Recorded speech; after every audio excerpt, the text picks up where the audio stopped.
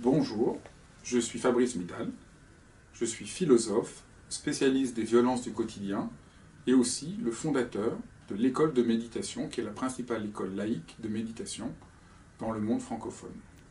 Je me souviens, quand j'étais professeur de philosophie, maintenant il y a de nombreuses années, en classe terminale, je disais à mes élèves, il y a une seule chose que je vous demande d'apprendre par cœur et d'écrire en grand dans votre bureau, c'est obéir à la loi qu'on s'est prescrite et liberté, qui est une phrase de Rousseau. Et je disais, ça c'est vraiment essentiel, c'est la seule chose que je crois important que vous vous souveniez.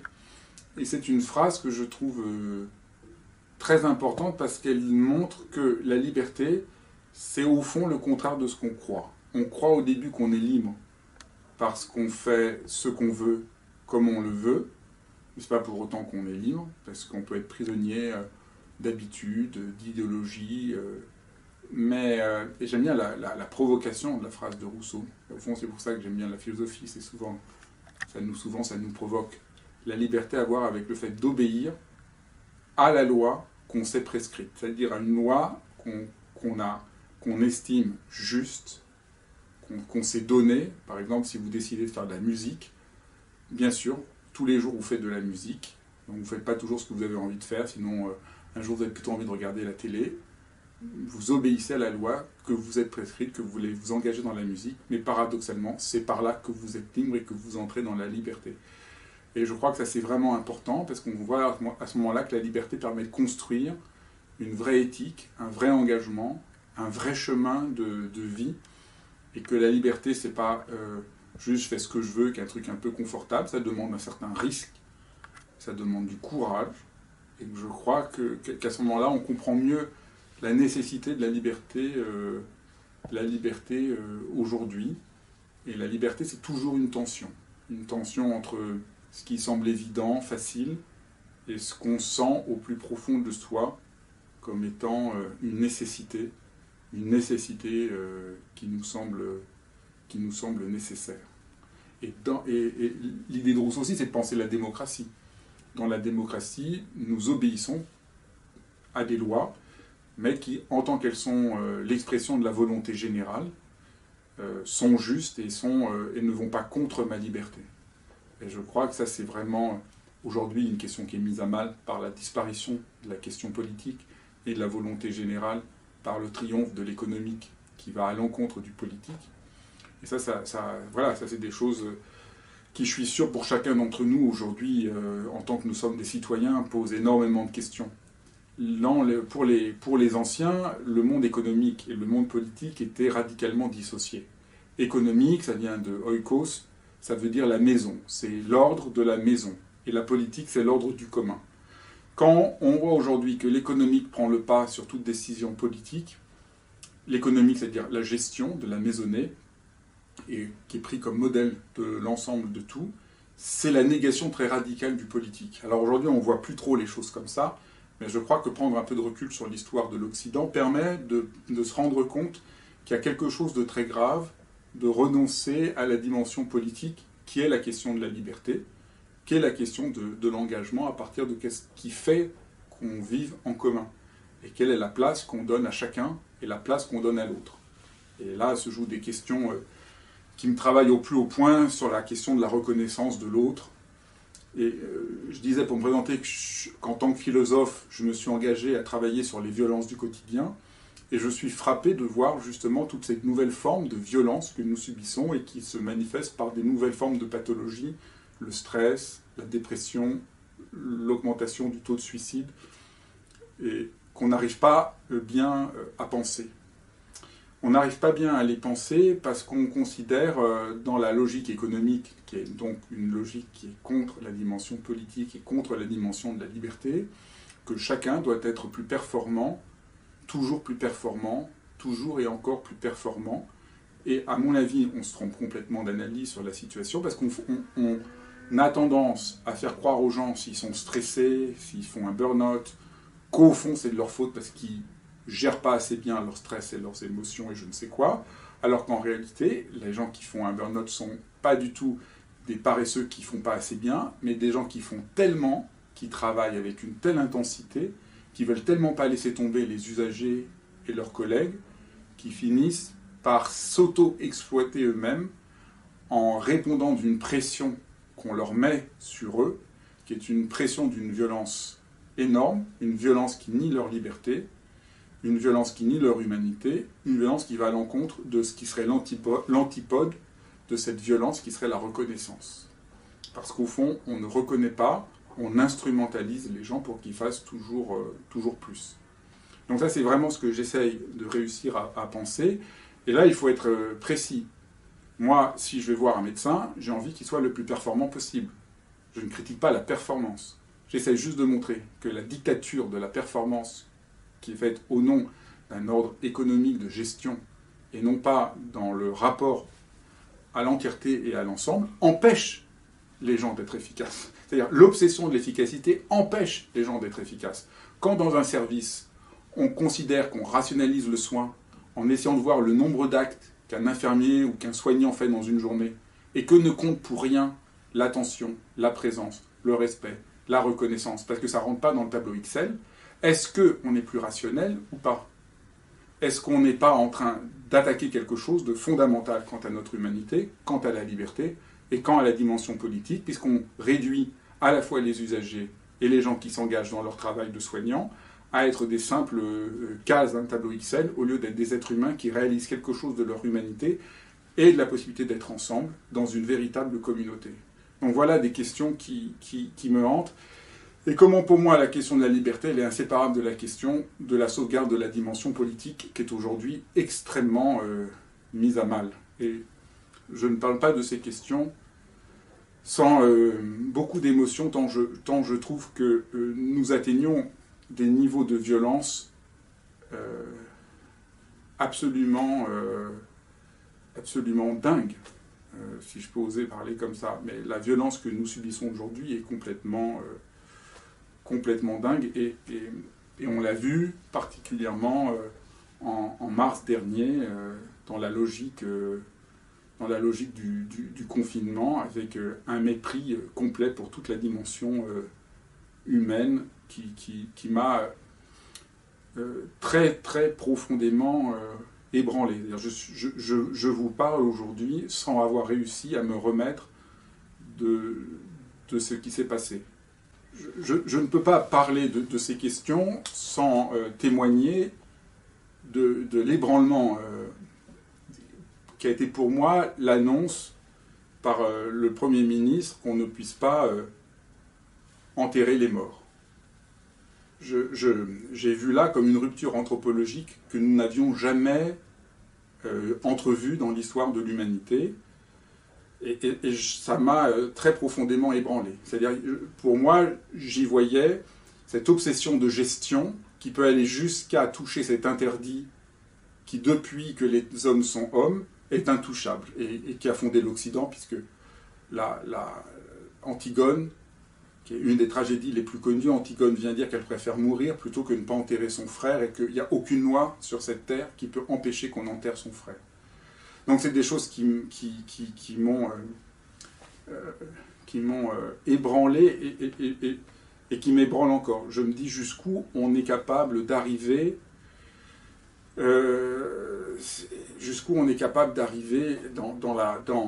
à quel point la gestion rend aveugle sur l'essentiel. Et c'est pas juste cette question-là, c'est presque symbolique de quelque chose qui est pour moi comme un délire de notre temps. Et en même temps, j'ai reçu un témoignage, j'ai fait quelques vidéos pour parler de ça, et quelqu'un m'a envoyé un message. Sa fille était une jeune infirmière, faisait son premier stage, et quelques jours à peine après être arrivée, elle assistait à son premier décès, et elle avait comme mission de mettre la personne qui venait de mourir dans un sac. Et la mère me raconte que sa fille revient le soir et dit « Je n'ai pas pu.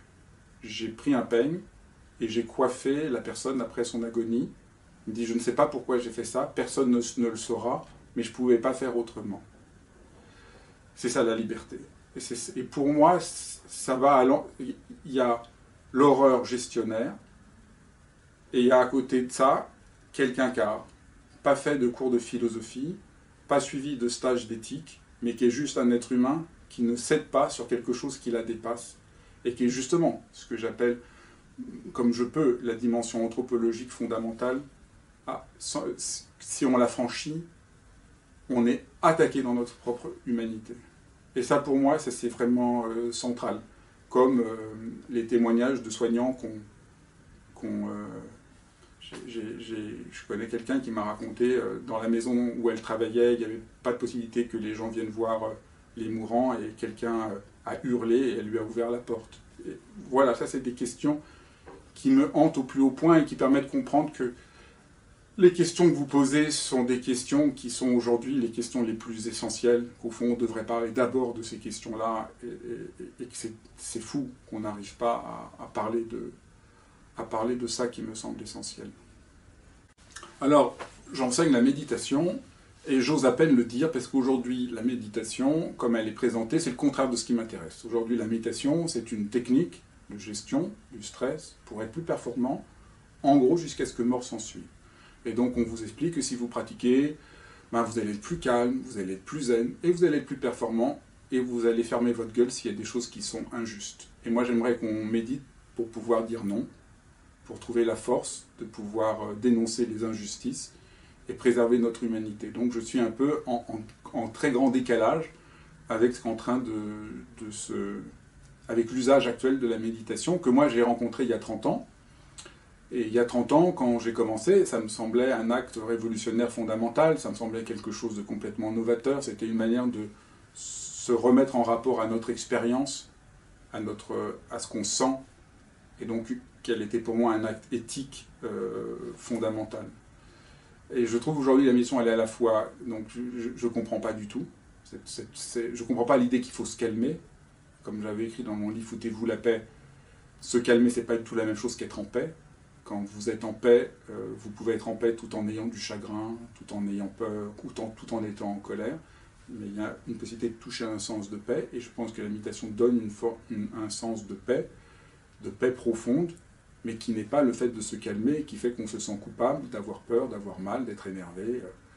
Et quand nous vivons des situations difficiles, je crois que c'est très important d'accepter de reconnaître ce que nous vivons. Donc pour moi, la méditation aujourd'hui, non seulement en plus d'être instrumentalisée pour le pire, favorise un évitement expérientiel, un évitement émotionnel, qui me semble avoir des conséquences dramatiques sur notre santé psychique, notre santé mentale. Et je crois que la méditation devrait être au contraire une occasion de retrouver son expérience, pour trouver la force d'être en adéquation avec ce que l'on sent. Et au sein de l'école, nous travaillons de manière assez intensive sur le projet de pouvoir transmettre la méditation aux personnes âgées. Nous sommes en dialogue avec de nombreux gériatres pour essayer de trouver quelle serait la meilleure manière de le faire. L'idée, c'est que, puisqu'on est la principale école aujourd'hui, qu'on a à peu près 1 millier de membres, c'est les gens qui sont bien formés, de donner un peu de leur temps pour transmettre la méditation aux personnes âgées, pas pour les calmer et les rendre comme des légumes, mais pour partager un moment d'humanité avec eux, parce que je pense que la méditation a une dimension relationnelle fondamentale, et je pense que ça pourrait aider les personnes âgées à trouver un sens de confiance, de bonté, et sentir qu'elles ne sont pas seules et isolées, qu'on peut sentir la présence avec quelqu'un, même si ça ne passe pas par le fait de parler, mais d'être juste avec quelqu'un, et que cet échange me semble central, et que la méditation, ça préserve la présence à un moment où elle est menacée. Donc moi, je ne crois pas du tout que la méditation soit une expérience de pleine conscience. Ce serait trop long à expliquer ici, mais si ça intéresse certains qui m'écoutent, vous trouverez sur Internet tout. J'ai fait de nombreuses vidéos pour montrer à quel point penser la méditation comme une expérience de pleine conscience est une complète erreur, parce que ça fait un truc très cérébral, intellectuel, alors que la méditation, c'est d'abord une expérience de présence corporelle, de présence sensible, de partage. Dans la maison, il n'y a pas que la conscience, il y a le corps, le cœur, l'émotion, et que c'est cet échange qui est précieux. Comment rester serein quand tout s'effondre?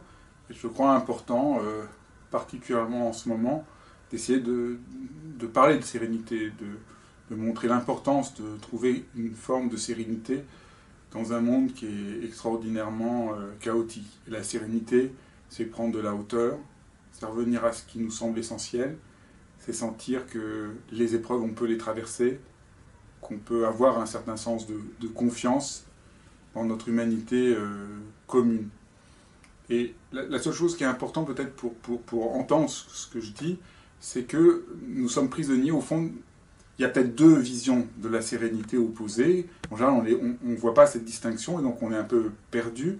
Il y a un modèle de sérénité qui est un modèle statique. Et le modèle que je propose, c'est un modèle dynamique. Dans le modèle statique, vous êtes serein parce que vous êtes comme un canard, les problèmes vous passent dessus comme de l'eau, vous êtes insensible, détaché, vous avez, c'est l'expression que j'aime pas du tout, vous avez lâché prise, et donc vous n'êtes pas atteint par les choses. Franchement, je me demande si jamais un être humain a vécu ça. Donc je trouve que c'est très culpabilisant et très abstrait. Et en fait, je pense qu'on a souvent un discours très abstrait, et qu'il faudrait mieux redevenir un peu concret. Et concret, ça veut dire que la sérénité concrète, c'est une sérénité qui sait qu'elle est en mouvement. Donc là, aujourd'hui, nous faisons cet enregistrement le jour du début du deuxième confinement, et je ne suis pas serein parce que je suis très joyeux, heureux, je suis inquiet, oui, je suis inquiet. Mais la sérénité, c'est sentir qu'on n'est pas enfermé uniquement dans ce qu'on ressent. On ne nie pas ce qu'on ressent. On ne nie pas qu'on peut être inquiet, qu'on peut être en colère, qu'on peut être blessé, qu'on peut être bouleversé, qu'on peut avoir du chagrin. Mais on sent qu'il y a quelque chose de plus grand auquel on peut donner droit en même temps. Et je crois que c'est ça qui est absolument central, qui est assez cohérent avec ce que j'expliquais plus précédemment. Que moi, ce qui me parle dans la méditation, c'est qu'on est honnête sur ce qu'on sent, que c'est plus une question de sincérité que faire le vide dans sa tête, et que la question de la liberté, c'était une question aussi d'honnêteté par rapport à ce qui nous meut et ce qui est important pour nous, et que c'est par là qu'on était libre. Donc, la sérénité que j'essaye de défendre dans ce dernier livre, Comment rester serein, c'est ça, c'est comment on sent qu'on a des ressources en nous, et d'autant plus qu'on n'essaie pas de les contrôler. Parce qu'au fond, dans la vie, on ne sait jamais avant d'y aller qu'on peut y aller. Moi, je me souviens quand j'ai appris à nager, au début, je pensais que j'y arriverais jamais. Et on n'apprend pas à nager sur un tabouret tranquillement chez soi. On apprend à nager en rentrant dans l'eau, et au début, on a l'impression qu'on ne pourra jamais le faire. Et c'est normal. Et l'erreur, c'est de croire qu'on devrait nager le jour où on sera en complète sécurité pour le faire. Ça n'arrivera jamais. Et c'est parce qu'on essaie de nager, qu'on a l'impression qu'on va couler, qu'on boit la tasse, que peu à peu on apprend, on fait confiance. Et je crois que la sérénité, elle vient plus de l'action, de l'engagement, du fait d'être dans le mouvement de la vie. Ça, je parle d'un schéma dynamique. Et je crois que c'est ça qui fait que peu à peu, on acquiert confiance. Et quand on essaie de donner un peu de sérénité aux gens autour de nous, on le fait aussi en leur donnant cette vision et en donnant de l'espoir. Et peut-être je pourrais finir sur cette notion. Je crois que l'espoir est très important. L'espoir a été une notion très dénigrée en philosophie, parce qu'on considère que c'était irrationnel. Et encore aujourd'hui, il y a un peu de mépris pour la notion d'espoir. On voudrait être dans une sorte de factualité du tableau Excel, et l'espoir semble inutile ou vain. Du reste, on voit bien que les gens voudraient de l'espoir comme une sorte de garantie pour le futur. En quoi je peux avoir de l'espoir? Donnez-moi des choses absolument claires et objectives. Mais en fait, l'espoir, c'est pas ça. L'espoir, c'est parier pour le possible parce que je suis un être humain. Pour faire comprendre cette notion d'espoir, dans mon livre, je rappelle cette anecdote.